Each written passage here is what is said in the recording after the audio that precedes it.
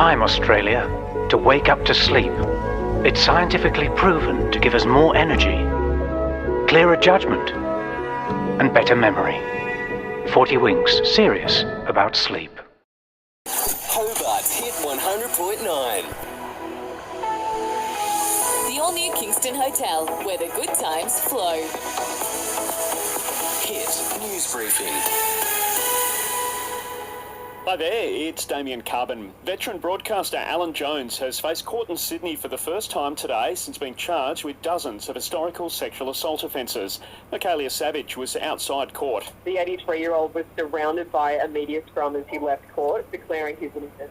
I am certainly not guilty. Police have charged Jones with a total of 34 charges relating to 10 alleged victims, spanning over a period of nearly 20 years. He's due back in court in March.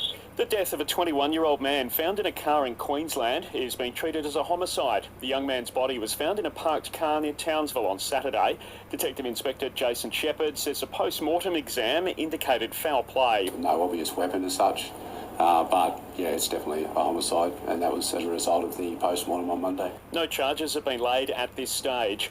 To Canberra, and the federal opposition has seized on the deficit in the mid-year budget review, saying the government's failed to curb spending. We're tipped to slip deeper into the red over the next 4 years after 2 years of surplus. Shadow Treasurer Angus Taylor says the government hasn't done enough to slash costs. What we see in this update is red ink as far as the eye can see. In the headline cash balance, $233 billion of red ink. That's over $23,000 for every Australian household over the next 4 years. Court today for a New South Wales man who was allegedly involved in importing 237 kilos of MDMA into the state.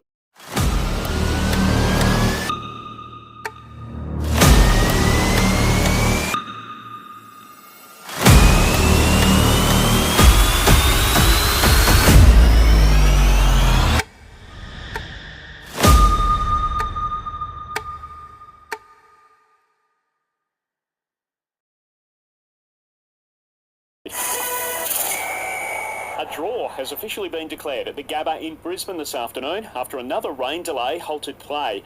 Earlier today, our Aussies declared at 7 for 89, but bad light forced India off the field shortly after that.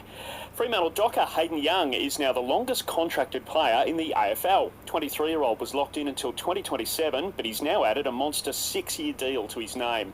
And in the NRL, English international John Bateman is heading north. He's set to join the North Queensland Cowboys after being released by the Wests Tigers. Global Poly Water Tanks. Yodel for a global today. This is Hit Weather. Mostly fine for the rest of today in Hobart. Tonight down to 11, and tomorrow mostly fine with a high of 21. Listen to the new podcast Crime in Focus, Killer Charm, exclusive to the Listener app.